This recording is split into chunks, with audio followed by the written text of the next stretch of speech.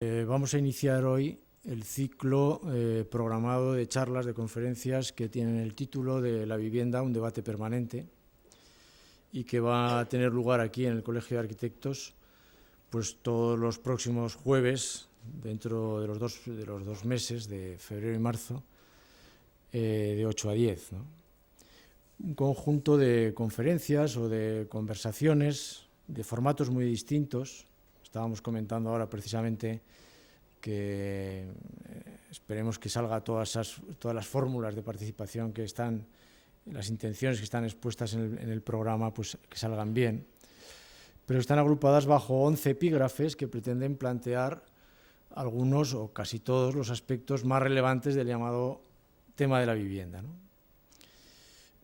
Tema este de la vivienda, que tal como recoge el subtítulo del ciclo, está en permanente revisión. Siempre estamos hablando de la vivienda, ¿no?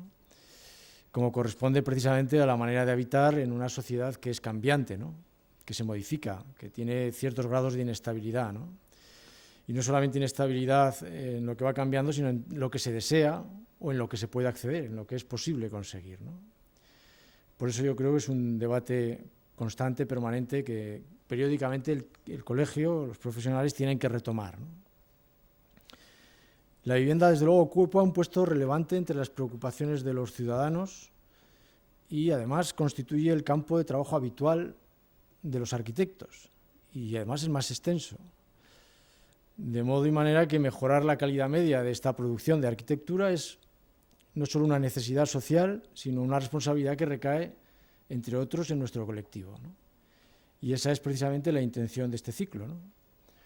Intentar ayudar a reflexionar para mejorar la calidad de la producción de viviendas, ¿no?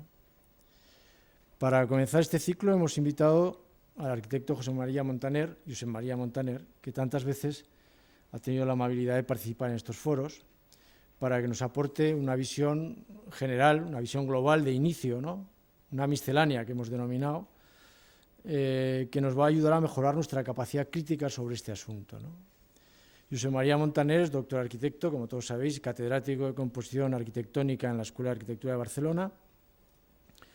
Fue premio Luis Domènech Montaner en su tesis doctoral, fue becario catalán en la Academia Española de Roma y posee una amplísima experiencia internacional como docente y conferenciante, ¿no? Fue subdirector de Cultura de la Escuela de Arquitectura de Barcelona, profesor visitante en la Architectural Association de Londres, profesor honorario de la Universidad Ricardo Palma y de la Universidad Nacional de Tucumán.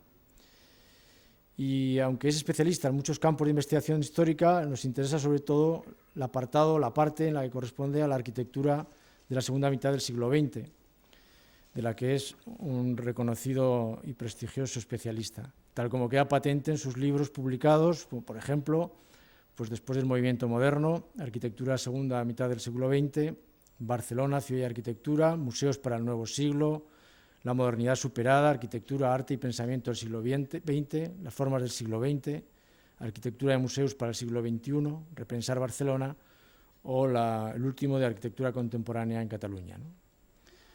Además es colaborador habitual de diarios como El País, La Vanguardia, revistas de arquitectura, El Croquis, Arquitectura Viva, Lotus, etc.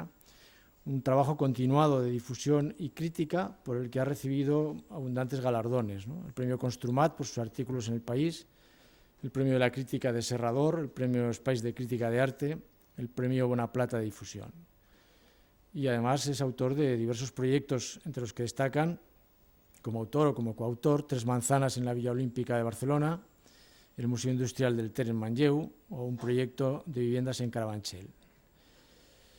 Ha sido comisario de exposiciones muy representativas como la recordada Less is More, aquella del Congreso de la UIA en Barcelona, o Barcelona 1979-2004, del desarrollo a la ciudad de calidad. Pero en referencia al tema que nos ocupa es especialmente interesante, nos resulta especialmente interesante el trabajo de comisario de la exposición que actualmente está montada en las arquerías de los nuevos ministerios de Madrid, que se titula Habitar el presente, vivienda en España, sociedad, ciudad, tecnología y recursos. Exposición que esperamos tener pronto aquí en el colegio y sobre la que con toda seguridad va a versar la exposición de Josep María. Pero es que además es especialista, trabaja en una materia docente relacionada directamente con el tema del ciclo. Es director del Máster Laboratorio de la Vivienda del siglo XXI de la Escuela Técnica Superior de Arquitectura de Barcelona, que pone su grano de arena, bastante gordo, en el intento de formar profesionales con amplios conocimientos en el campo de la vivienda, para crear un marco de investigación y archivo sobre la vivienda o formar un laboratorio de proyectos experimentales y estudiar diversas relaciones entre el marco legal, el resultado arquitectónico, la forma urbana, la planificación, la vivienda, etc. Es decir, como se puede ver, pues Josep María mantiene una intensa y muy valiosa actividad sobre el tema de este ciclo, mantenido además a lo largo del tiempo, y por lo tanto lo más que podemos hacer es agradecerle su presencia y dejarle la palabra para que nos cuente esta miscelánea crítica, ¿no? Al final de la exposición podemos mantener un coloquio en el tiempo que dure hasta la hora prudente de retirarnos sobre este tema, abierto a todos, ¿no? Muy bien. Buenas noches. Dicho, el que ha de agradecer soy yo de haber sido invitado. ¿Funciona el micrófono? Sí tiene que... Sí, sí. ¿Funciona? ¿Funciona? ¿Funciona? Vale. Como digo, tendría que ser yo el que agradezca sin duda que el Colegio de Arquitectos de Aragón me haya invitado, y especialmente a Luis Peman y a Carlos Buil, poder abrir este ciclo que se anuncia tan interesante y supongo que polémico y variado. Por lo tanto, para mí es un gusto poder, durante un rato, explicaros algunas cuestiones de un tema que es infinito, va a ser inacabable, pero yo intentaré centrarme en algunas cuestiones y explicar algunos proyectos. Porque, de hecho, la tesis que seguro que todos compartís es que se puede hacer muy buena arquitectura de vivienda, que esté bien relacionada con la ciudad, que atienda a la diversidad de núcleos familiares y sociales, que atienda a esta continua transformación de nuestra sociedad, de la que hablaba Luis Peman y de la que todos somos conscientes, que sean viviendas sostenibles, etcétera, ¿no? que ayuden a unas mejores condiciones de vida y que además estas arquitecturas, como decían los modernos, ¿no? Si se cumple la función, la arquitectura será bella, será atractiva, pues también si se cumplen estas cuestiones, al final los proyectos, que son los que hemos presentado en la exposición de Madrid y que vendrán próximamente a Zaragoza, son de muy buena arquitectura. Bueno, esta es la primera cuestión, como digo, agradecer esta invitación, y yo intentaré no hablar más de una hora, aunque, como digo, las cuestiones son inmensas. Podía haber escuelas de arquitectura que solo se dedicasen a la vivienda, de hecho, quizá, digamos, desgraciadamente las escuelas de arquitectura enseñan poco a proyectar vivienda, enseñan en todo caso a hacer urbanismo, pero poco a hacer esta ciudad a través de la vivienda. Pero bueno, en cualquier caso, la cuestión de la vivienda, como se desarrollará en este ciclo de arquitectos, pero también con algún invitado que no es arquitecto, es central en nuestra sociedad. Yo diría que es posiblemente, lógicamente hay problemas también, cuestiones sociales, de sanidad, de infraestructuras, hay cuestiones a veces más puntuales que acaparan la actualidad de nuestro Estado español o de nuestras comunidades, pero posiblemente el problema más importante es el del habitar, del vivir, ¿no? Si cuando se hacen encuestas entre los ciudadanos, entre la ciudadanía, generalmente salen tres problemas que más preocupan a la sociedad, de los cuales solo hay uno de verdad, los demás son fantasmas urbanos. Se habla siempre de los tres problemas que se van simultaneando, sustituyendo en el hit parade de problemas sociales, son la inseguridad, la inmigración y la vivienda. La inseguridad y la inmigración son fantasmas urbanos, serían lo que Carlos Marx hubiera llamado un fantasmas, ¿no?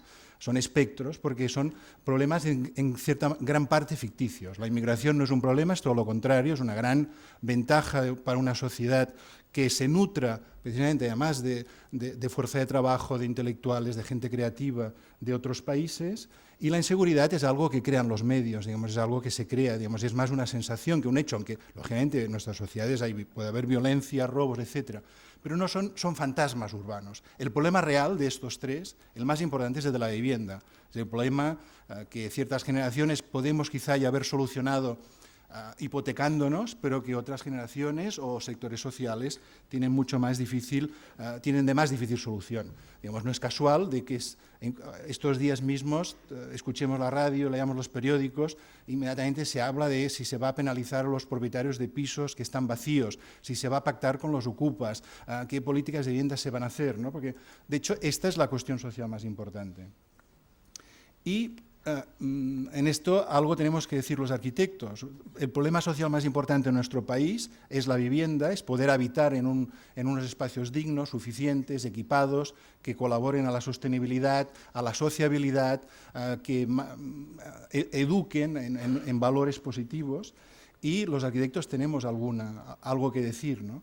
Da la impresión, y quizá no pasa tanto en este colegio de arquitectos por su voluntad de llevar la exposición, de hacer este debate, pero entre los arquitectos del Colegio de Arquitectos de Barcelona da la impresión de que los arquitectos son sencillamente cómplices de esta situación, de los pelotazos urbanísticos, etcétera, y poco les interesa plantearse seriamente, críticamente, su papel como técnicos en esta sociedad que tiene este grave problema de la vivienda.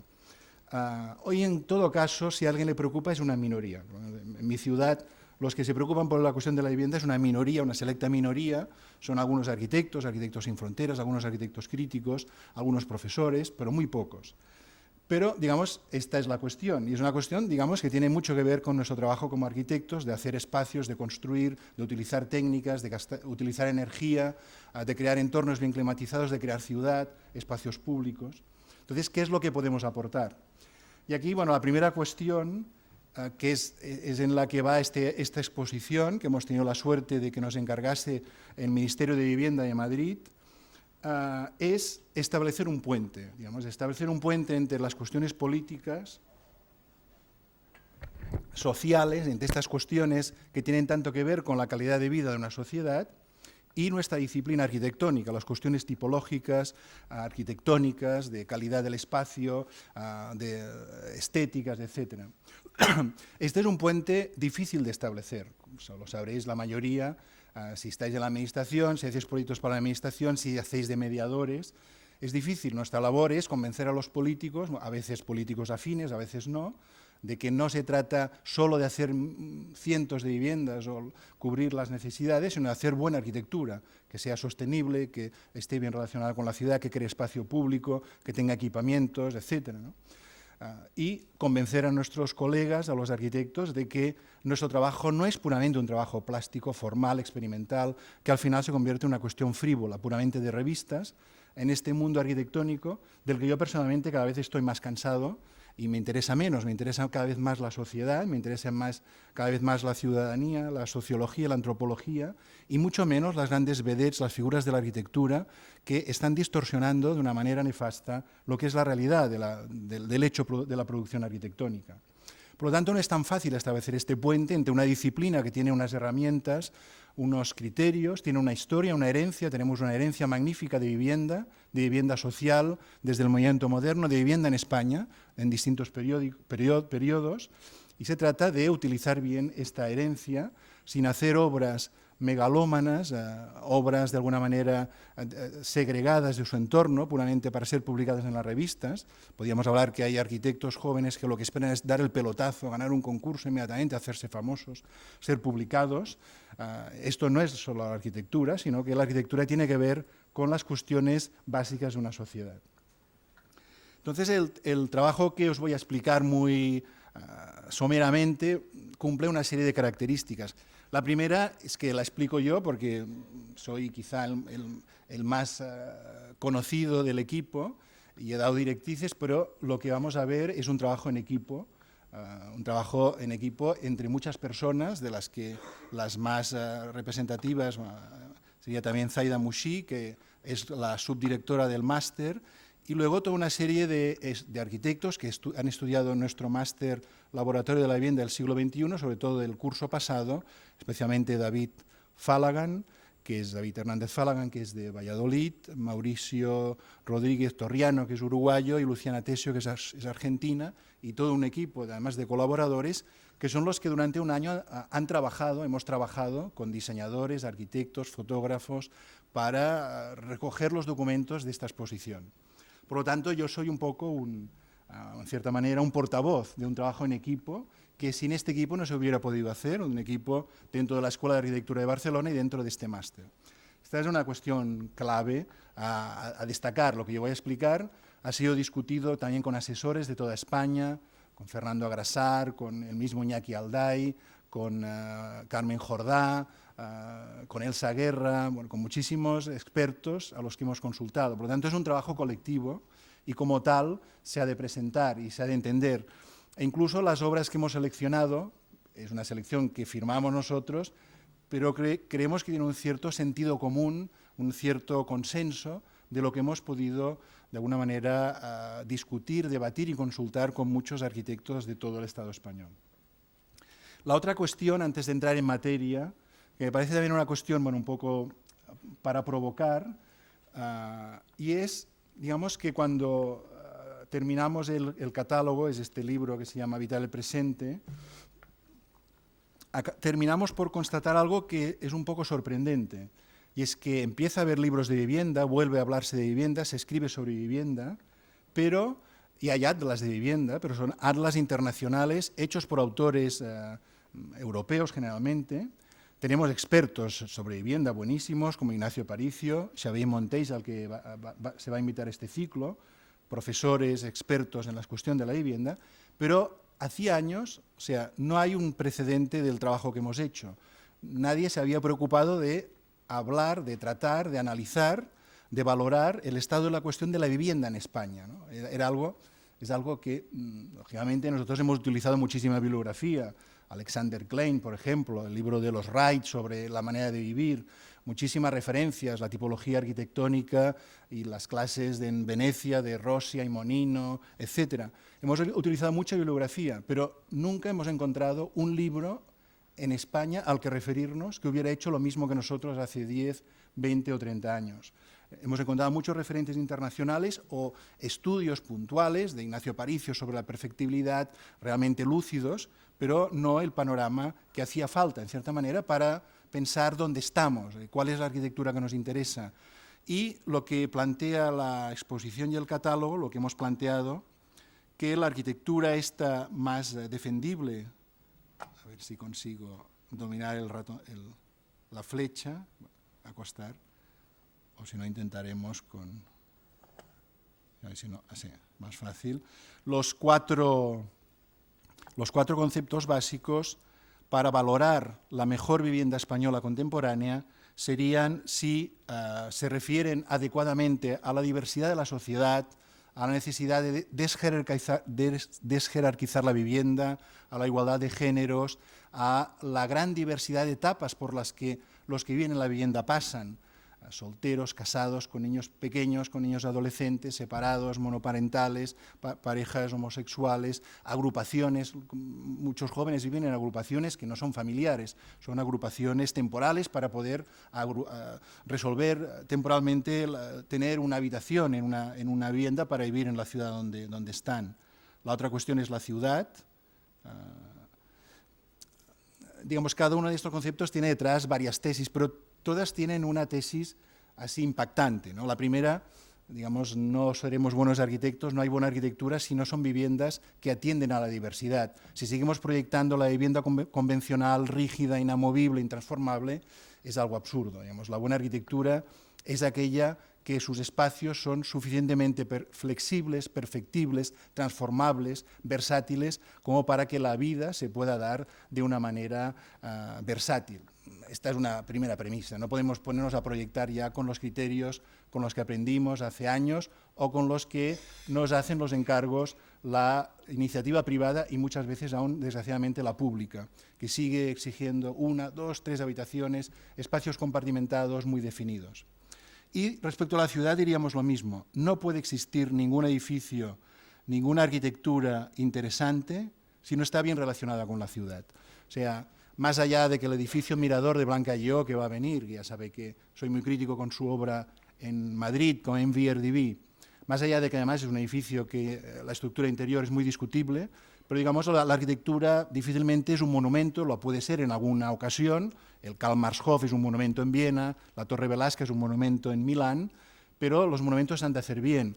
y, de alguna manera, el edificio Mirador en San Chinarro, si lo habéis visitado, está en un barrio terrible, tiene una muy mala relación con su entorno. Por lo tanto, un edificio es una buena obra de arquitectura si está bien relacionada con su contexto urbano. No puede haber buena arquitectura sin este medio en el que está, sin este contexto, sin formar parte de un sistema.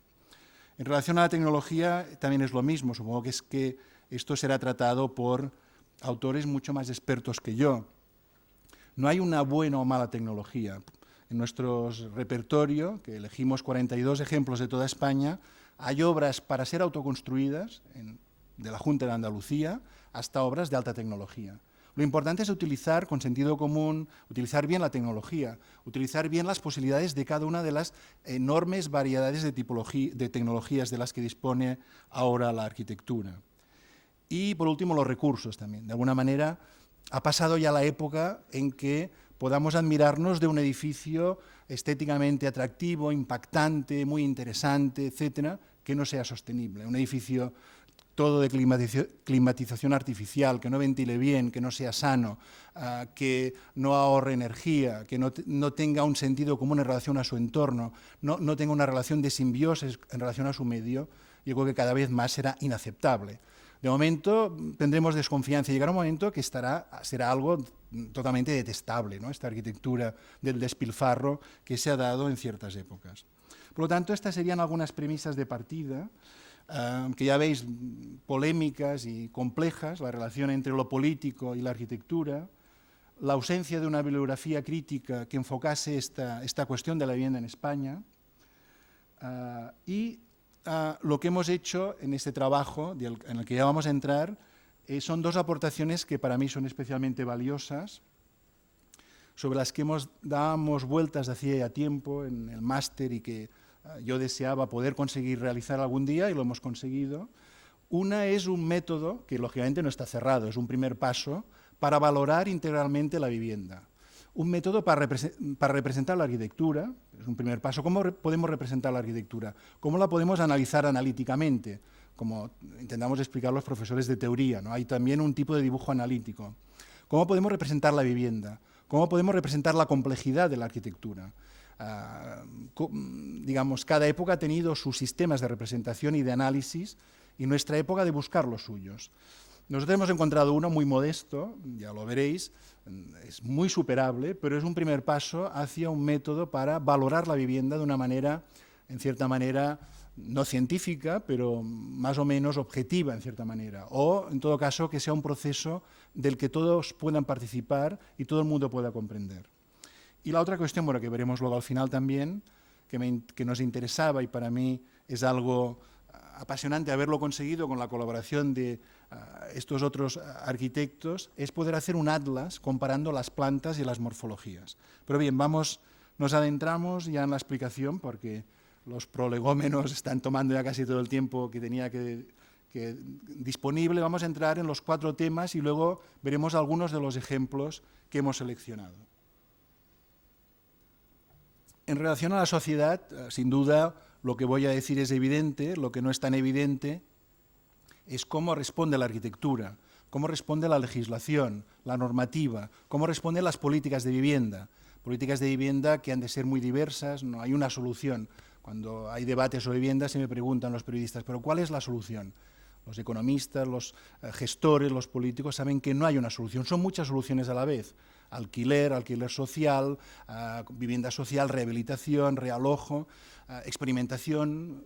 Lo erróneo es decir, vamos a solucionar la cuestión de la vivienda haciendo viviendas mínimas de 36 metros cuadrados. Bueno, decir esto es una estupidez. Digamos, la vivienda no tiene una solución única, es todo un sistema de soluciones, que es lo que sucede ahora es que los gobiernos anteriores esencialmente no supieron dar, para ir de alguna manera afrontando la complejidad de la cuestión de la vivienda que nunca es resoluble. En algún momento en Frankfurt se llegaron a hacer tantas miles de vivienda en la época de Ernst May que casi podríamos decir que se solucionó, pero inmediatamente el éxito siempre desborda las ciudades y vuelve a aparecer los problemas urbanos, residenciales, etc. Las familias, cada vez las viviendas hay menos personas. En ciudades como Estocolmo o Berlín, la mitad de las viviendas hay solo unipersonales, cada vez hay más estructuras familiares diversas, aunque las podemos volver a reagrupar, tipificar, pero no podemos ya proyectar solo para la familia nuclear, de alguna manera convencional, que ya no representa ni el 50% y a veces ni el 40% de muchas de nuestras sociedades. Bueno, estas son cuestiones que señalan estos cuadros, que son cuadros estadísticos fríos, pero que a veces pueden ser muy dramáticos. Por ejemplo, no deja de ser dramático pues, para los jóvenes pues, no poderse emancipar y crear estas situaciones patológicas de jóvenes que van alargando los 30 y pico de años y siguen viviendo con su familia. Digamos, esta situación que en ciertas épocas los jóvenes pueden vivir o hemos podido vivir, de poderse emancipar con una cierta facilidad, que ahora no se produzca, es una frustración de alguna manera bastante grave, de la que, por ejemplo, los jóvenes de Comisiones Obreras ya hicieron todo un informe muy duro en el año 2003. La variedad es enorme. Por ejemplo, es muy distinto una vivienda en la que hay niños que una vivienda en la que hay adolescentes. Y esto, claro, esto cambia en 10 años. O una vivienda en la que dominan jóvenes en la que dominan ancianos. Esto cambia en 30 o 40 años. Y tal como está nuestra situación, posiblemente va a ser en la misma vivienda donde se va a producir este proceso. Hay bebés, hay niños, hay adolescentes y pasa muy rápido. Separaciones, reagrupamientos, ancianos, y la vivienda de ser capaz, en su estructura lo más flexible posible, perfectible, que pueda crecer de una manera u otra, en ciertos ámbitos, intersticios, para que todo esto se pueda dar. Las habitaciones para unos niños son distintas que el uso que hace un adolescente, que tendrá ordenadores, pondrá música, etcétera, lo utilizará de maneras distintas.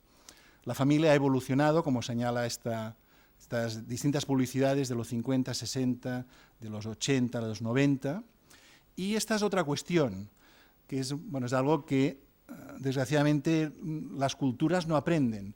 Uno va a países y se da cuenta que hay magnífica arquitectura de los años 50 y la que hacen ahora es malísima.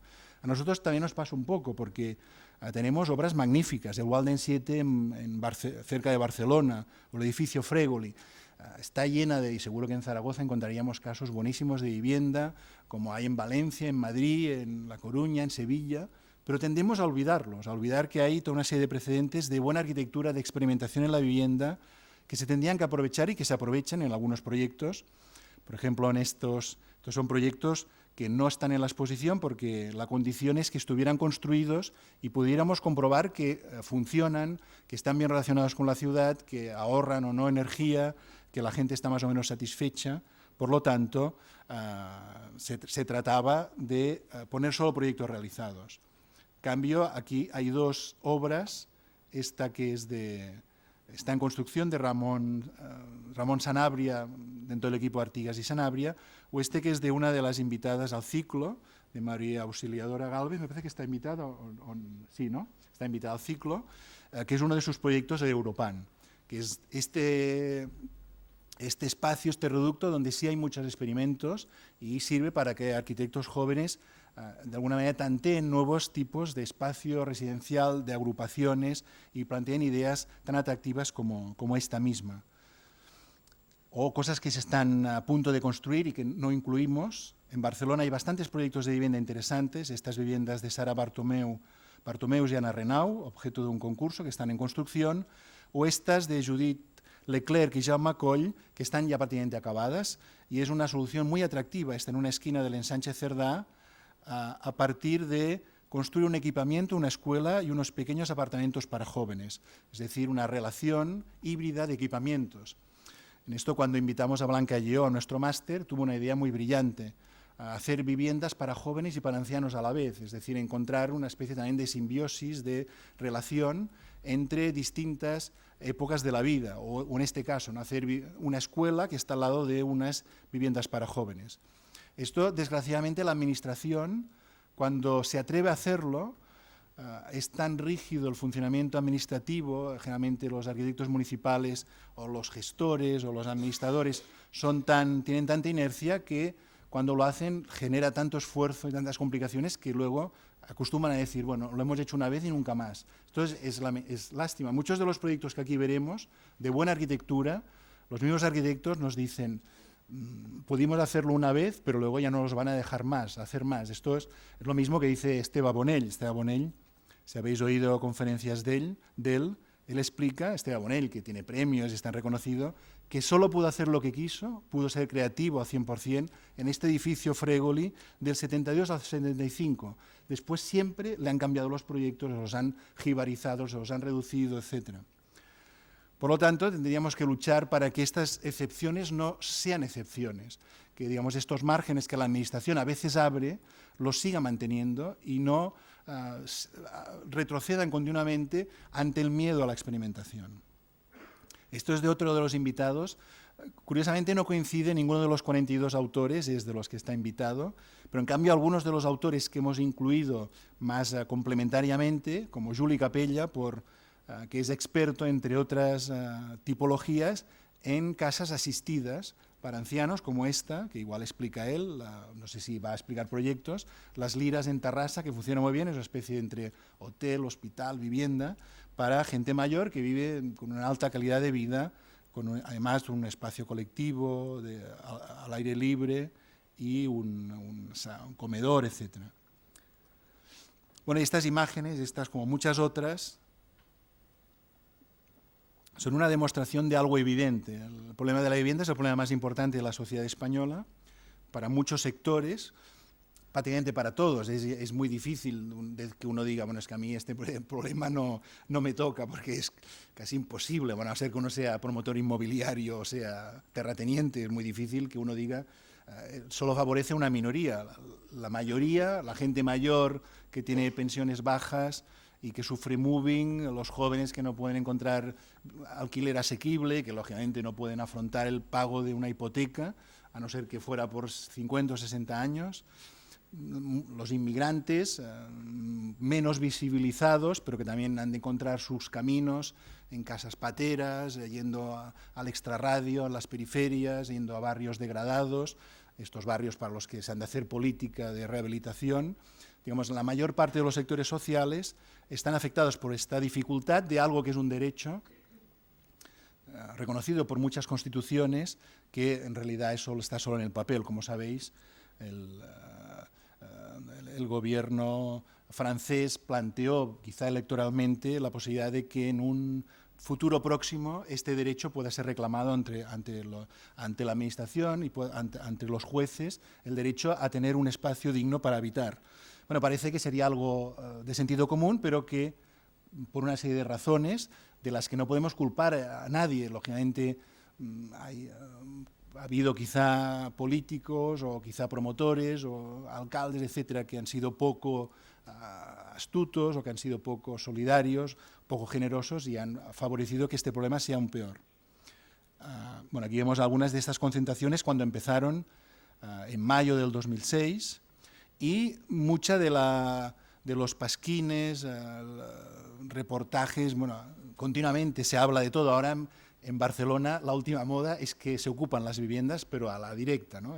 Esto es algo que además, digamos, es muy de prensa amarilla, ¿no? Cada día ahora hay ocupaciones, pero ya la desesperada, ¿no? De la que se enteran que una casa está vacía, rompen el paño de la puerta, la cerradura, entran y lo ocupan. Bueno, pero digamos, no son ocupas, son gente desesperada que no tiene vivienda, ¿no? Entendemos ocupas los antisistema, digamos, toda una serie de tribus urbanas que se identifican con este movimiento. Bueno, aquí hay historias como esta mujer pobre que por desconocimiento, por no pagar unos euros que debía, pues fue desalojada de su vivienda, burlas a los políticos, etcétera, ¿no? Miles de viviendas, que es una de las ocupas más importantes, más activas de Barcelona, etcétera. Además, digamos, los políticos son conscientes y son inteligentes que si no negocian frente a este problema, que es un problema cada vez más grave, y no lo negocian cuando aún es resoluble, digamos, cada vez más los interlocutores van a ser más agresivos, van a ser más intolerantes, van a ser de alguna manera más exigentes y van a tener menos paciencia, porque vivienda social se hace, pero no es suficiente, es aún poca. Y, de alguna manera, si uno sigue el discurso reivindicativo de los últimos años y meses, es un discurso cada vez más contrario a los políticos, cada vez más negativo, cada vez más destructivo y, de alguna manera, por lo tanto, cada vez, digamos, podía ser como más arriesgado, ¿no? Por lo tanto, está claro que no es casual que desde las administraciones se esté intentando acercarse a resolver este problema antes de que puede ser un problema de una revolución social. ¿Por qué no? ¿Alguien se podía imaginar que los jóvenes se llamarían por SMS y harían manifestaciones y se crearía un movimiento por primera vez en la historia a través de Internet y de los teléfonos, sin ningún partido político detrás, ni sindicato, etcétera? Esto no había sucedido nunca. Por lo tanto, significa que la envergadura del problema es tal que los jóvenes se pueden organizar, estructurar de maneras nuevas para exigir este derecho. Y que, digamos, esto que es muy admirable también tiene su contrapartida. No tienen tanta memoria de las luchas que ha habido antes. En este momento, a los que atacan es al gobierno de Rodríguez Zapatero, al gobierno de Montilla en Cataluña, que tampoco son los culpables, ¿no? Ahora son, digamos, los títeres contra los que lanzan los huevos y que queman, etcétera. Bueno, digamos, por lo tanto, la situación es importante, ¿no? Otro de los que sí tenéis invitados, yo lo va a explicar perfectamente, Santiago Cirujeda, que precisamente es alguien que se ha situado muy bien en este frente, ¿no? En este punto entre lo político, lo social y lo arquitectónico y artístico. Ha encontrado una posición realmente interesante de activista, de arquitecto activista, que marca una línea a tener en cuenta. Por ejemplo, estas viviendas ya de promoción pública, 35 viviendas transitorias para jóvenes en Beso Celay, Vizcaya. Es un proyecto que le han encargado a través de una cooperativa, a través de políticas sociales, y además es una arquitectura sostenible, ecológica, transitoria, más montable y desmontable, que como en forma de palafitos se sitúa en un parque, en una zona, digamos, en la cual no se va a deteriorar, a consumir el territorio, y en la cual, de alguna manera, aunque sea como un prototipo, se marca una línea. Lógicamente, y como que va a venir también Pep Bohigas, hay una cosa clara. Es cierto que una solución de una parte del problema de la vivienda son las pequeñas viviendas para jóvenes, apartamentos para jóvenes, soluciona una parte. Pero esto tiene dos graves inconvenientes. Uno, que es una estafa si no hay unos equipamientos suficientes que complementen la falta de espacio. Supongo que la mayoría vivís en viviendas más o menos holgadas y generosas, 120 metros cuadrados, por ejemplo, ¿no? O 140, 90. Pero claro, pensar vivir cada día en 36 metros cuadrados, como si estuviéramos en un hotel, ¿no? Que no podemos guardar nada, etcétera, no podemos invitar a nadie a dormir, etcétera, ¿no? Esto solo tiene sentido si es transitorio y si hay una estructura de equipamientos tan potente como la que se preveyó, en cierta manera, en las casas comunas soviéticas. Si hay lavandería común, lugar de reunión común, si hay fiestas se pueden hacer en otro lugar, si se ha de almacenar se puede almacenar en otro lugar, etcétera, ¿no? Digamos, hay toda una serie de equipamientos complementarios. Y otra de las trampas es que la opción, si fuera una opción muy mayoritaria, es una opción totalmente antisostenible, es una opción muy consumista, porque significa que cada persona, cada joven o cada pareja va a tener televisión, microondas, etcétera, etcétera, va a tener todos los electrodomésticos, o sea, en vez de compartir, digamos, lo que va a hacer es una cierta salida, incluso dentro de los intereses de la sociedad de consumo, ¿no? Por lo tanto, en cierta manera es discutible el segmentar, el subdividir tanto el espacio del habitar en pequeñas células si no hay unos equipamientos comunes. Bien, bueno, y lógicamente de lo que estamos hablando no es ni es una banalidad, ni es una cosa reciente, ni es una reivindicación de hace 2 días. La arquitectura, aquí tenemos 2 ejemplos estelares, ¿no? Para los arquitectos que forman parte de nuestro utillaje mental. Todos los estudios de Alexander Klein en los años 20, en la Alemania de la República de Weimar, que en su constitución ponía que todo alemán tenía derecho a una vivienda digna y salubre, con un mínimo de habitabilidad, y esto es lo que estudiaba Alexander Klein, o toda la experiencia norteamericana de Mary and Russell Wright de los años 50, pensando una nueva lógica para vivir en las viviendas, como los Ames, etcétera, ¿no? Digamos, hay toda una tradición que no podemos olvidar. Luego, si tenemos tiempo, volveremos a sociedad. Veo que tengo que cambiar el ritmo. La ciudad sería otro elemento importante, aunque, lógicamente, la ciudad tampoco podemos. En ese sentido, los que vivimos en grandes ciudades tendemos a pensar que todo el mundo vive en grandes ciudades porque además nos pasamos igual semanas y meses sin salir. O si salimos vamos a través de medios de transporte a otra gran ciudad. Ciertamente hay ciudades con muchos equipamientos. Ahora, pues todo derecho. Esto, por ejemplo, el caso de Barcelona tiene espacios magníficos como los entornos del Mercat de Santa Caterina, pero también hay soluciones como esta que está en la exposición de un colega vuestro, de Labarta, Alfaro, Bascones y Gracia, que es en cambio una solución dentro de un contexto rural. Digamos, bueno, también hay, digamos, no solamente, ciudad significa como elemento que toda operación de residencia ha de estar pensada cuidadosamente en relación a su contexto. ¿Será urbano, o será más rural, o será más paisajístico? Por ejemplo, si entramos a ver ya un proyecto, estas viviendas en Santa Cruz de las Serós, del equipo de Labarta, que es un proyecto además hecho con mucho cuidado durante muchos años. Digamos, un proyecto que ha durado casi 15 años, hecho por fases, ¿no? Digamos, a mí me parece una lección, ¿no? Este cuidado, este cariño por la arquitectura, no por el entorno, donde un pueblo en el Camino de Santiago con 2 iglesias románicas y buscando una tipología que a la vez tenga las comodidades, ¿no? El confort de una vivienda moderna, pero que al mismo tiempo se estructure siguiendo un cierto clúster, una forma que tenga que ver con la topografía, que tenga que ver con la forma de la ciudad medieval.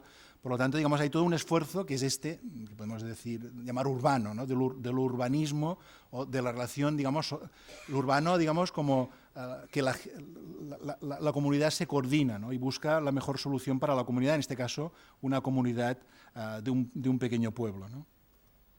Aquí tenemos algunas imágenes de esta primera fase, con lo cual se ve que cuando una arquitectura es cuidadosa con su entorno, con los materiales que utiliza, con la variedad social, pues acaba siendo generalmente una arquitectura de enorme calidad.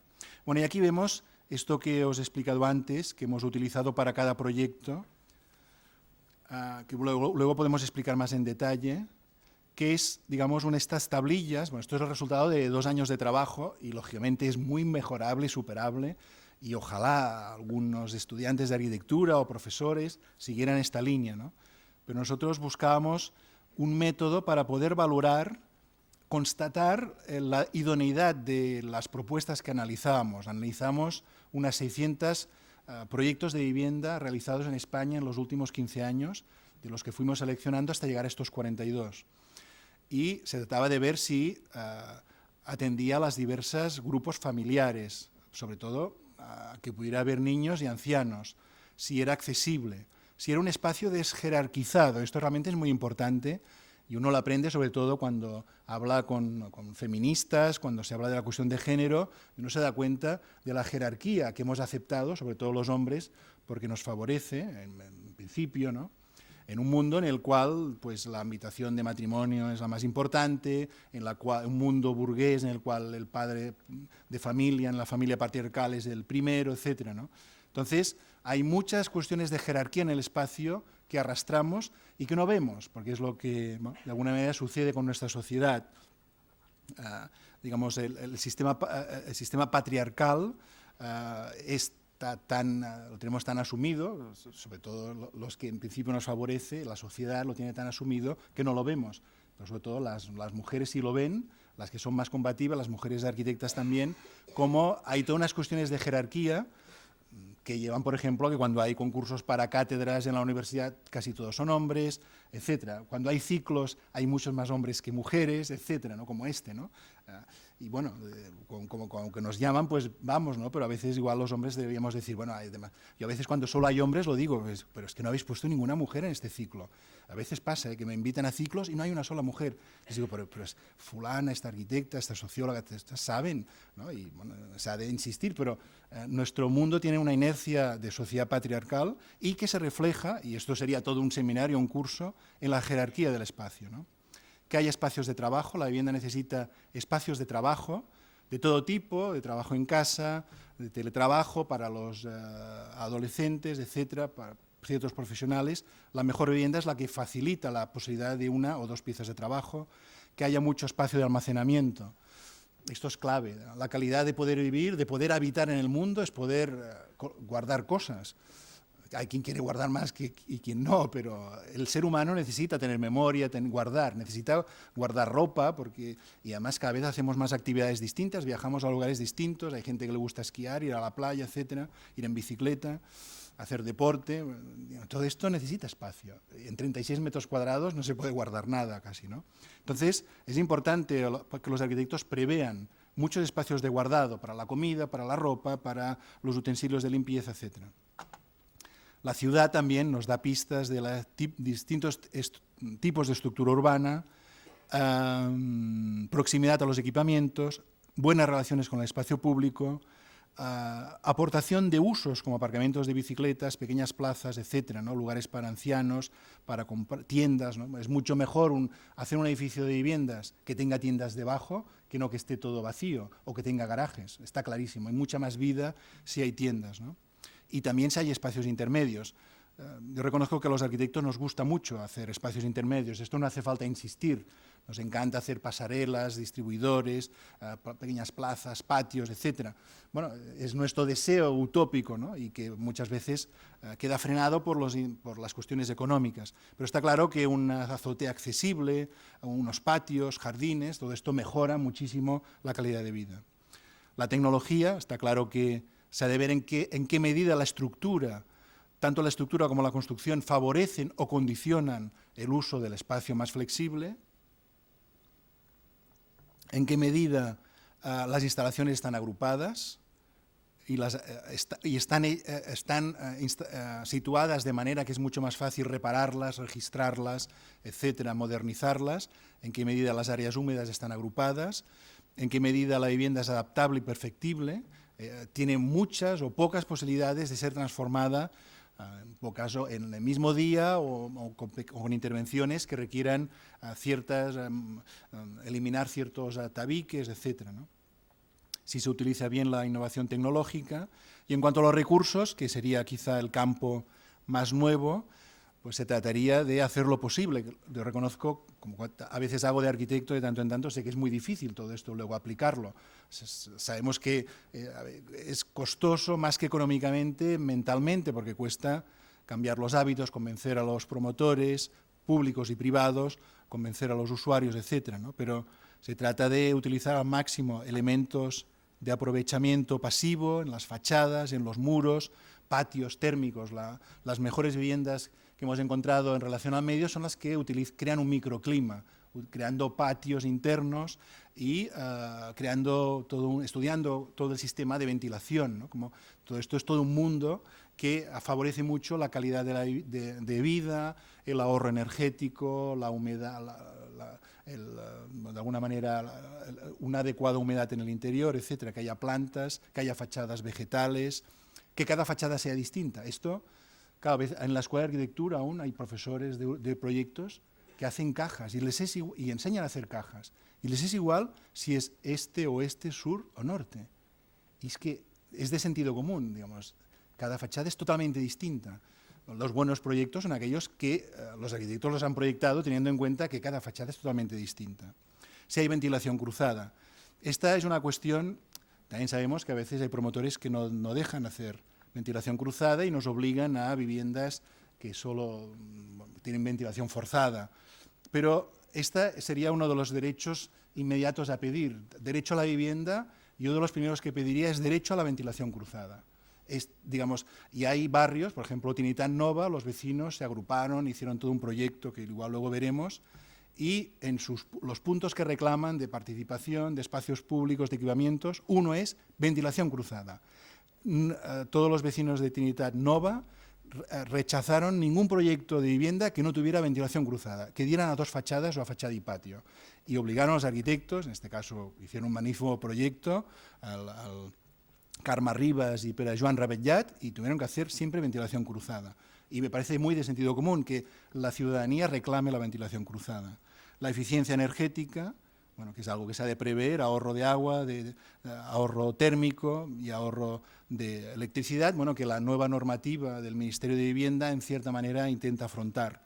Y, digamos, las posibilidades de reciclaje, favorecer el reciclaje en la vivienda o en el bloque, etcétera. Bueno, aquí vemos este cuadro es el que hemos aplicado a cada uno de estos 42 proyectos. Pero bueno, continuamos con la ciudad.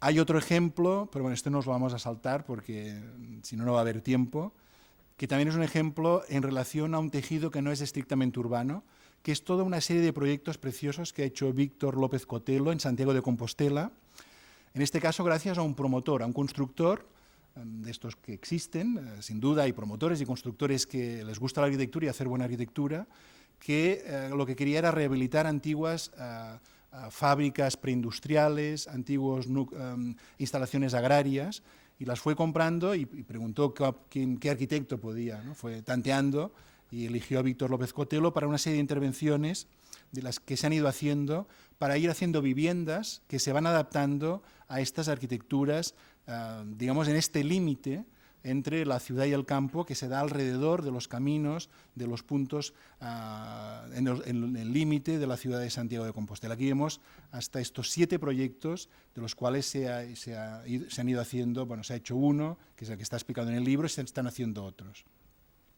Y esta es otra cuestión. Estas dos obras que nosotros no ponemos en la exposición, que en cambio están en la exposición on-site, que son obras súper publicadas, que ninguna revista que se precie puede dejar de publicar, pues a nosotros nos parecen menos interesantes. Nos parece que de alguna manera son un mal ejemplo para los estudiantes, sobre todo esta. Es algo totalmente forzado, frívolo, colocar esta viga gigante aquí es de un coste que no tiene sentido, este espacio no lo puede aprovechar nadie de la ciudad. Bueno, digamos, podríamos hacer también una conferencia criticando este proyecto, pero no sería elegante porque además Blanca Lleó va a intervenir. Y esta obra es un poco más interesante porque es capaz, esta obra en Canarias, en Las Palmas, es capaz de crear un espacio público y de articularse en relación a la biblioteca, pero también de alguna manera es más algo aparatoso. Luego, si analizásemos los espacios de la vivienda, no son tan interesantes. Quizá en cambio es más interesante una arquitectura más discreta, más minimalista, como la que hace García Solera, o este edificio en Bilbao de CNK Celaya y Saloña, arquitecturas a veces como más anónimas o más neutras, pero más urbanas. Y luego también es importante entender que tenemos magnífica arquitectura de la que hemos de seguir aprendiendo, ¿no? La Casa de las Flores en Madrid, este edificio precioso, si no lo habéis visitado en Valencia, estas viviendas de Santiago Artal de Santa María Micaela, buenísimas, tan buenas como Roehampton o las obras de los Smith, son una obra maestra de la arquitectura española, unas viviendas en cooperativa de los años 50, o estas 3 manzanas de Ferraté. Es decir, está lleno de ejemplos y está lleno de casos de barrios cada vez más, como el de Salburúa en Vitoria, que se plantean ya desde criterios sostenibilistas en relación a un parque con mucho espacio público, con muchos equipamientos y castolas, campos de deporte, etc. Bueno, este Salburúa, que bueno, entramos muy rápidamente, este es uno de los proyectos, el del equipo Itaú. Bueno, es una arquitectura, bueno, tipológicamente tiene un cierto interés, está más compartimentada quizá de lo necesario, pero bueno, tiene unas ciertas cualidades, podríamos ver en este sentido, bueno, por lo que hace a quizá tecnología, compartimentación, no es, bueno, la perfectibilidad consideraríamos que está en un 6 sobre 10. Pero en cada una de estas viviendas, lo que hicimos, lógicamente se puede matizar, superar, etcétera, es estudiar si atendían a todo tipo de personas, accesibles, desjerarquizadas, o si estaban agrupadas las áreas húmedas o no, si eran perfectibles, si había ventilación cruzada, en este caso lo cumplen, digamos, como premisa. Yo creo que todo Salburúa en Vitoria son tipologías siempre de bloques con ventilación cruzada, si hay elementos de ahorro energético pasivo, hay también colectores solares obligados, digamos, por la norma de la gestión del ensanche de Vitoria. Bien, si continuamos, bueno, generalmente hay muchos ejemplos, pero no los podemos ver. El proyecto para el barrio de La Paz, esto de Trinitat Nova que os comentaba, este proyecto que ha durado muchos años, pero los vecinos de Trinitat Nova han preferido tardar más años y tener las viviendas y los equipamientos y los espacios públicos que querían, discutiendo durante meses con métodos de participación dirigidos por un equipo de Madrid, de Isabela Velázquez, y es este grupo el que exigió ventilación cruzada de vecinos. O en Terrassa, el Ayuntamiento Socialista ha encargado a Manuel de Solá Morales una serie de proyectos urbanos magníficos, interesantes, a veces se pueden discutir algunos detalles, pero realmente, por ejemplo, este barrio de la Torre Sana en construcción es sumamente atractivo, en el que intervienen arquitectos especialistas en vivienda en Cataluña, como Monteis, como Manuel de Solá Morales, como Ricardo Flores y Eva Prats, como Josep Llinàs, de los que no voy a hablar porque ya son muy conocidos. Si continuamos, bueno, vemos más rápido tecnología, que puede ser tanto tecnología muy avanzada, prefabricada por elementos, por módulos, por sistemas, o podría ser este ejemplo magnífico de Carmen Martínez Quesada, ¿no? Que es un ejemplo de viviendas baratísimas que costaron unos cuantos miles de euros, porque están hechas para que los usuarios se las autoconstruyan de manera solidaria entre ellos. Son gente generalmente del campo, pero que demuestran esta capacidad, estas habilidades para poder intervenir en la construcción y se las van construyendo, y la Junta de Andalucía les da material barato, les paga a los arquitectos y a los aparejadores y les da todas las facilidades para que se vayan autoconstruyendo. Lo que es fascinante es que este proyecto tenga esta gran calidad arquitectónica. Este proyecto de Carmen Martínez Quesada se ha autoconstruido estas 19 viviendas, ¿no? Y son prácticamente iguales, blancas, se ha estudiado muy bien la volumetría, luego cada uno podrá ampliarlas por encima de estos patios. Estos patios están pensados para que se puedan hacer ampliaciones. Pero está comprobado que cuando los usuarios parten de muy buena arquitectura, la respetan y la miman. Yo, por ejemplo, he visitado en Lima el resultado del concurso Previ, que fue un concurso internacional organizado con las Naciones Unidas en los años 60, a finales de los 60, y es emocionante ver cómo las viviendas de Christopher Alexander, de James Stirling, de Atelier 5, etcétera, siguen aún reconociéndose, y la gente ha intentado ampliarlas con sus medios siguiendo el lenguaje de los arquitectos, de Aldo Van Eyck o Iñiguez de Onzoño, etcétera, ¿no? Algunos las han transformado mucho, pero la mayoría han valorado la gran calidad de la vivienda de la que partían, ¿no? Yo supongo que estas viviendas se estarán transformando, pero, digamos, Carmen, la arquitecta, ha pensado también los elementos básicos, la volumetría, las terrazas, los ventanales, los materiales muy resistentes, las protecciones, etcétera, ¿no? La escalera, una escalera metálica que deja pasar la luz y que deja que haya una ventilación cruzada al máximo. Digamos, esta solución es magnífica, ¿no? Admirable, en que tenga tanta calidad arquitectónica y se haya hecho, pues, si miramos el presupuesto, con poquísimos miles de euros cada vivienda, ¿eh? Pues, digamos, bueno, pues, os digo, no, porque es realmente sorprendente. Estas 19 viviendas se hicieron con 427.027 euros, o sea, pongamos 500.000 euros, 400 y pico mil euros divididos entre 19 nos dan el coste de estas viviendas, que tiene esta enorme calidad, ¿no? Bueno, aquí veríamos, se podía volver a valorar si hay jerarquía o no, si hay espacios para almacenar, hay pocos previstos, la ventilación es cruzada, en este caso una arquitectura como más tradicional y más precaria, por lo tanto no hay ningún elemento de aprovechamiento activo, porque no hay presupuesto para que haya paneles solares y mucho menos células fotovoltaicas, ¿no?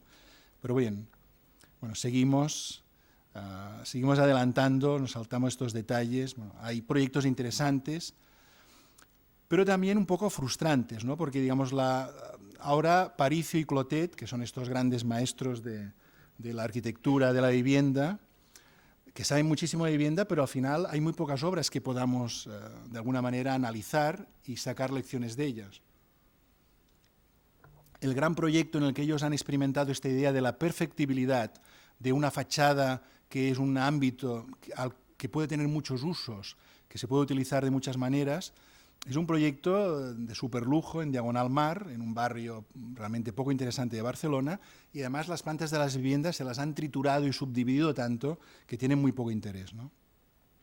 Bueno, seguimos aquí algunos elementos importantes que favorecen que las instalaciones estén agrupadas, incluso si son registrables desde fuera es mucho mejor para vivienda social de alquiler, que los arquitectos puedan pensar, si nos dejan, ¿no? Porque no siempre nos dejan elementos de mobiliario plegable y desplegable para favorecer esta versatilidad de la vivienda. Estas son unas viviendas muy interesantes en construcción de Paulo Méndez da Rocha en Vallecas, en Madrid, en que es todo un sistema de prefabricados de paneles en fachada que permiten que toda la planta sea libre. O esta es otra obra muy interesante. Como veis, tecnológicamente vemos obras interesantes que son de autoconstrucción, obras interesantes que son con paneles prefabricados de hormigón, que son alta tecnología y sobre todo tecnología muy dura, que es la que utiliza Méndez da Rocha, este arquitecto brasileño, premio Pritzker del 2006, y en cambio esta obra magnífica de Moneo, Martínez La Peña y Elías Torres en Sabadell, que es una obra más de una tradición burguesa, más de construcción tradicional, hecha de fábrica de ladrillo, por una parte, y luego de unas galerías que, bueno, vamos a entrar en este proyecto. Este es un proyecto magnífico en Sabadell. Es un proyecto, en este caso es un proyecto privado, viviendas, por lo tanto, que seguro que son bastante caras, ¿no? Que son para clase media alta de Sabadell, pero realmente la planta y la morfología es muy interesante, es una obra de integración a la ciudad máxima, ¿no? Porque además, digamos, con esta obra se salva un vapor que producía energía para las fábricas de Sabadell, que es una especie de espacio de reserva, de espacio social para los vecinos. Y el edificio se abre y se pliega, ¿no? En relación a esta fábrica, y cuando se aleja de la fábrica se hace más alto, y cuando se acerca baja, y se pliega muy adecuadamente hacia las buenas vistas y hacia la buena orientación hacia el sur, este, suroeste, y la fachada más ciega, más rígida, es hacia la calle y hacia el norte. Por lo tanto, bueno, esta es una obra magnífica en la que se suma la capacidad de un arquitecto como Moneo con Elías Torres y Martínez La Peña. Y en este caso, bueno, las plantas son magníficas, son ideales, ¿no? Toda esta serie de habitaciones con muchos armarios, los servicios agrupados y la cocina comedor estar, que siempre es el sistema que da hacia la galería. Todo un sistema de persianas en la galería, tecnológicamente muy apurado, pero muy cuidado. Por lo tanto, digamos, construcción de ladrillo tradicional y una solución también de persianas, digamos, ligada a la tradición de la arquitectura, que consigue esta gran calidad arquitectónica. Bueno, en este caso, pues si valoramos en relación a la ciudad y en relación a la diversidad social, y a la desjerarquización, a espacios de almacenamiento, pues tiene muy buena nota. Tiene menos nota por lo que respecta a, por ejemplo, aprovechamiento activo, porque no tiene paneles o tiene ventilación cruzada, sin duda. Bueno, digamos, quizá lo que más flojea es la parte de sostenibilidad, que pues, posiblemente no debe interesarles tanto a estos arquitectos, les interesan más las cuestiones más de los materiales, de la relación con la ciudad o el programa, ¿no? Para lo que son realmente maestros. Bien, esto es una estructura, hay soluciones como esta de módulos preparada en Madrid o este sistema también prefabricado preparado en Barcelona. Pero vamos, seguimos adelante para terminar. Han quedado muchos ejemplos por explicar, pero claro, digamos, es infinito y yo creo que será mejor tener tiempo para que haya un poco de debate. Y vemos el último apartado, que sería posiblemente el apartado más complejo, el más necesario. Es necesario replantear nuestro modo de vida, nuestro uso de la energía, tender a utilizar energías renovables, cosa que no es fácil porque es un proceso lento, poder disponer de energía solar y eólica, ahorrar energía. En nuestro país, como sabéis, desgraciadamente cada vez consume más energía y cada vez emite más CO2, lo cual son dos indicadores totalmente negativos, a pesar de que la conciencia ecológica ha aumentado, de que hay un Ministerio de Medio Ambiente muy preocupado y de que hay medidas en muchas comunidades autónomas para conseguir una cierta corrección hacia un mundo más sostenible y más respetuoso con el medio ambiente y más responsable con algo que se anuncia. Como sabéis, hay esta película muy buena de algunos arquitectos del New Urbanism que se llama The End of Suburbia, que os recomiendo, que es una crítica durísima al suburbio norteamericano y está patrocinada por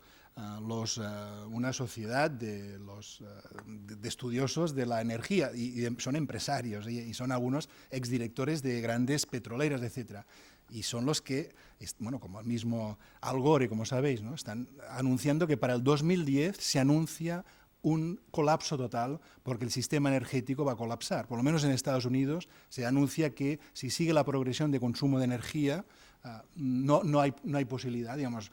Entonces toda esta película de No Suburbia insiste en, digamos, la necesidad de transformar totalmente la estructura de nuestras ciudades y considerar que el suburbio norteamericano, que además ahora todo el mundo está intentando imitar, es la peor solución para nuestro planeta.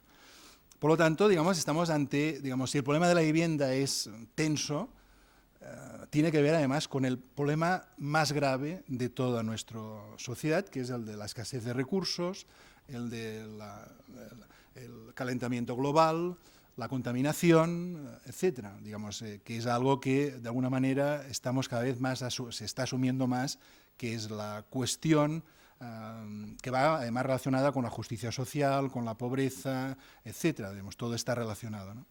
Entonces, digamos, aquí es donde aparecen estos experimentos, ¿no?, de hacer cubiertas vegetales, fachadas vegetales, para intentar conseguir ahorrar energía a través de las cualidades que tiene la vegetación, a realizar bueno, edificios como este en Vicky, aquí las letras han quedado al revés, edificios sostenibles a través no solo a veces de paneles solares o células fotovoltaicas, sino de las mismas lógicas del cristal y de lo que pueden ser estas fachadas acristaladas y todo el efecto, este invernadero que dentro de una vivienda puede ser positivo.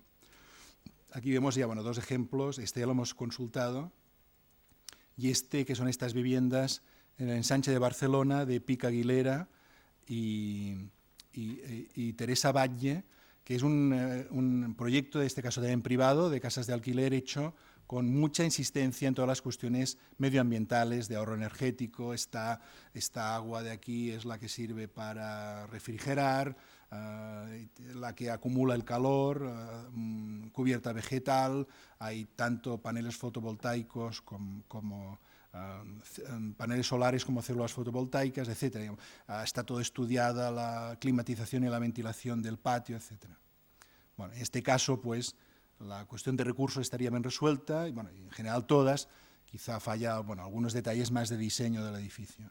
Pero bien, aquí tenemos un detalle de cómo tendríamos que poder hacer los arquitectos, porque aunque nos guste, tampoco nos dejan muchas veces, ¿no?, poder que quizás sería la primera reivindicación, tener derecho a vivienda, la segunda, ventilación cruzada, y la tercera, que todas las cubiertas fueran verdes. Por ejemplo, podría ser otra reivindicación, ¿no?, y que nuestras ciudades serían mucho más habitables, más sanas, etcétera, ¿no? Conseguiríamos en invierno que no hiciera tanto frío y en verano que no hiciera tanto calor.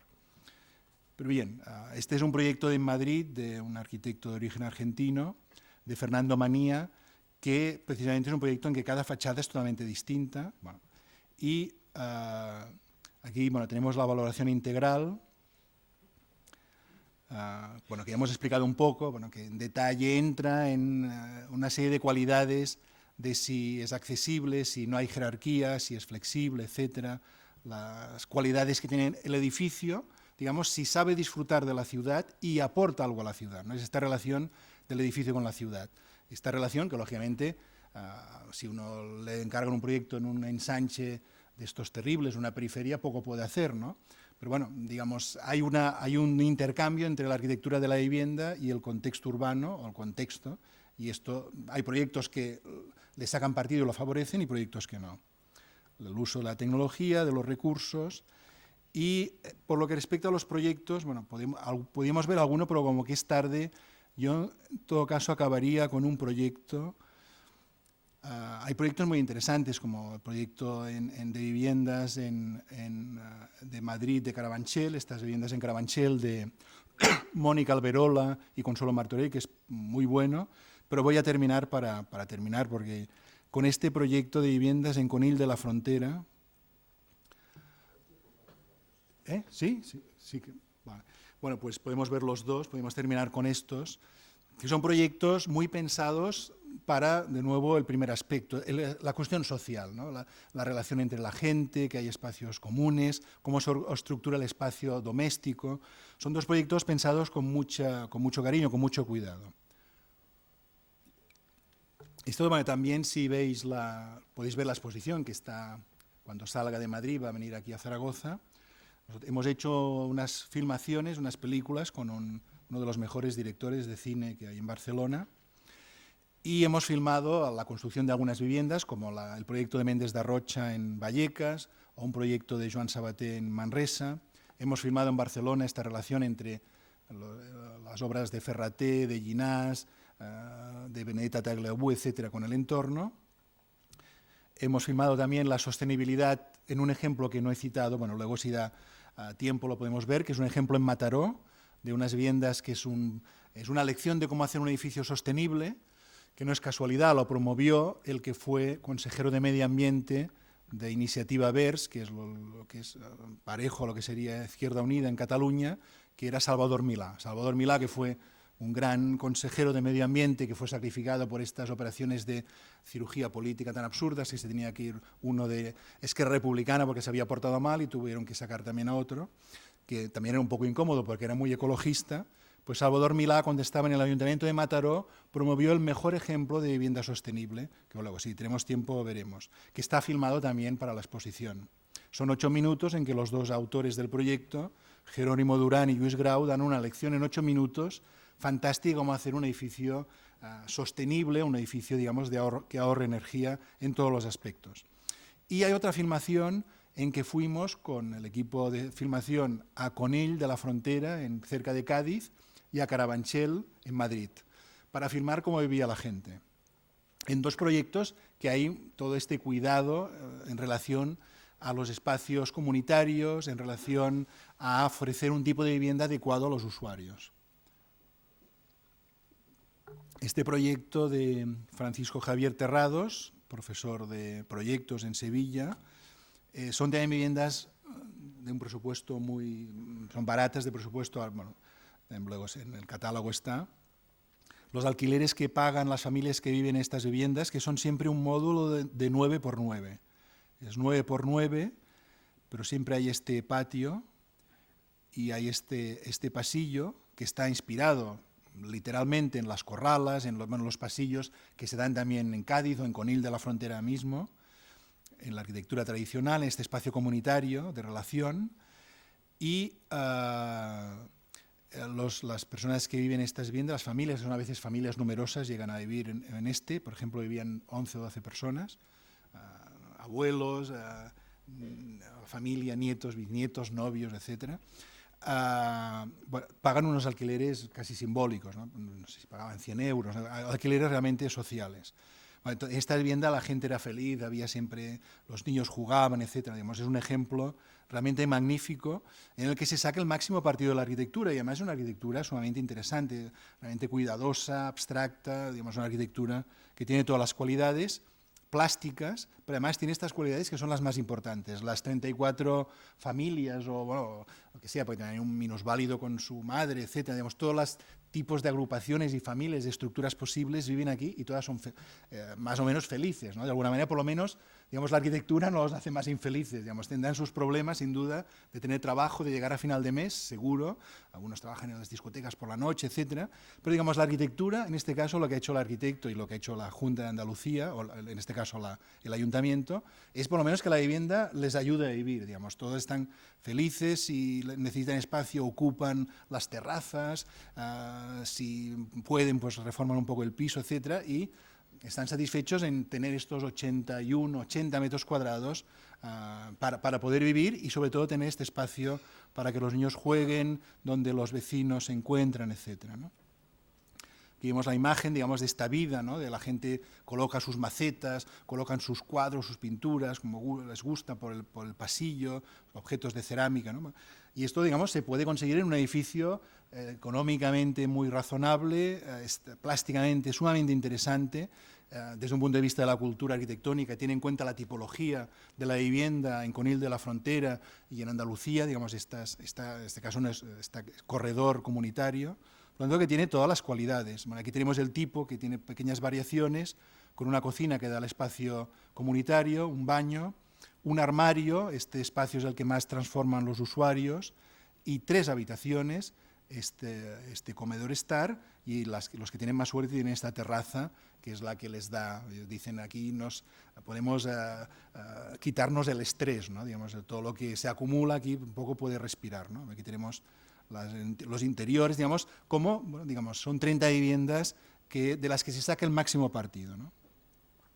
Bueno, y aquí, bueno, al valorarla, yo creo que merecería pues, posiblemente mejor puntuación, pero bueno, no puede haber solo un minusválido que entra por una entrada, o sea, por lo tanto esto deberíamos revisarlo porque sí entra un minusválido por una entrada específica, pero bueno, claro, como que hay escaleras, digamos, son unas viviendas que para ancianos no son, y para minusválidos no son tan adecuadas. Pero bueno, tiene bastantes cualidades y también no tiene ventilación cruzada, pero tiene ventilación a través de este corredor comunitario. Y bueno, si vemos las de Carabanchel, es un proyecto realmente muy interesante, hecho por 2 arquitectas muy cuidadosas, Alberola Martorell. Es un proyecto de los de la EMVS, que es la Empresa Municipal de Vivienda y Suelo de Madrid, que es la que ha hecho San Chinarro y hace a veces proyectos totalmente desorbitados. En cambio, esto estaría entre las obras destacables, pero al mismo tiempo como más aceptables, hechas con bueno, digamos, dentro de unas coordenadas normales del trabajo de un arquitecto que es respetado, pero sin dejarle que haga absurdos, ¿no? Pero también de alguna manera respetando su trabajo. Digamos, estaría dentro de lo que serían unas condiciones normales, deseables para la arquitectura. Entonces sería uno de los proyectos más rescatables de la política del PP en la ciudad de Madrid, que es muy publicitada a través pues eso, del edificio Mirador o de alguna otro exabrupto, como el edificio de Chipperfield, que es malísimo, etcétera, y que en cambio sí que tiene obras muy dignas, sobre todo que son más de los arquitectos de Madrid, como esta obra. Hay una torre más alta, un edificio como más urbano, y luego este edificio, que son 2 bloques bajos, con el parking y planta baja y 2 pisos, y todo un esfuerzo en este espacio comunitario.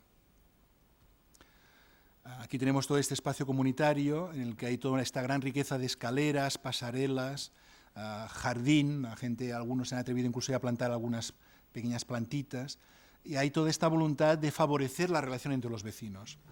Se ha de decir que aquí es distinta, digamos, bueno, son culturas distintas, las ciudades son más agresivas. Madrid yo interpreto, bueno, es una ciudad que me gusta y a la que voy a menudo y tengo que ir, pero me parece una ciudad más agresiva, más dura, ha crecido demasiado, Madrid está desbordada, y así como en Conil de la Frontera parecía que todos eran amigos y no había ningún conflicto, aquí pues hay tensiones, sobre todo entre los que tienen niños y hacen ruido, los que no tienen, y hay ciertas fricciones entre los vecinos, ¿no?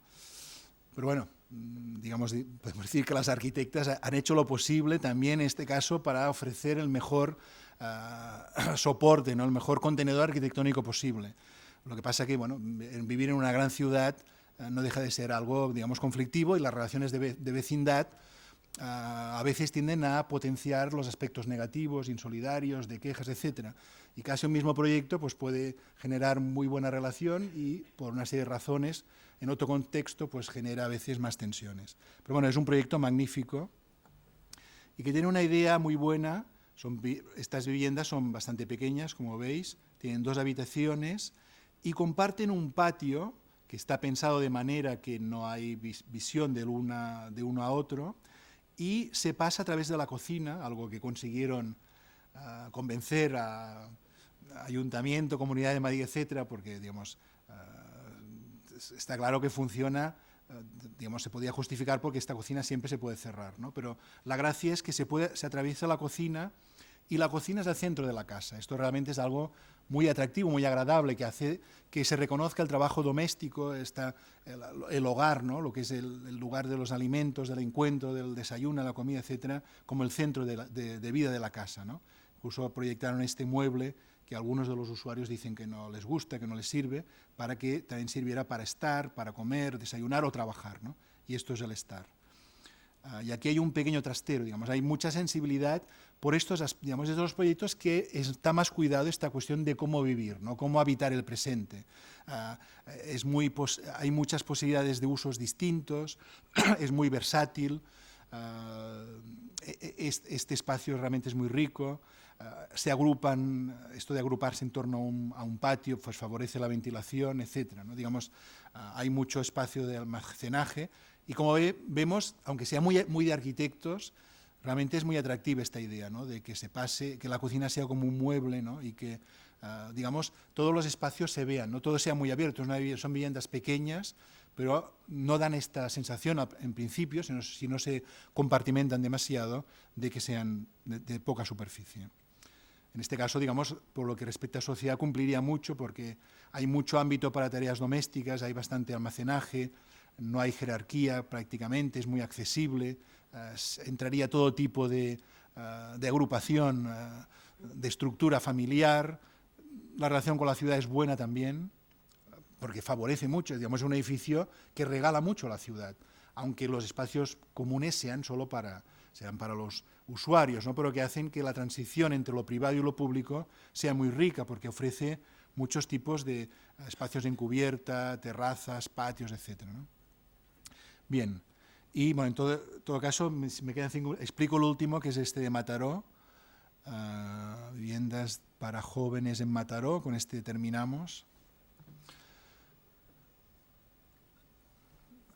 Este es un proyecto que además la Universidad Politécnica de Cataluña estudia cada día. Es un proyecto que en los profesores de instalaciones de la Escuela de Arquitectura cada día se mide el gasto de energía, el ahorro, etcétera.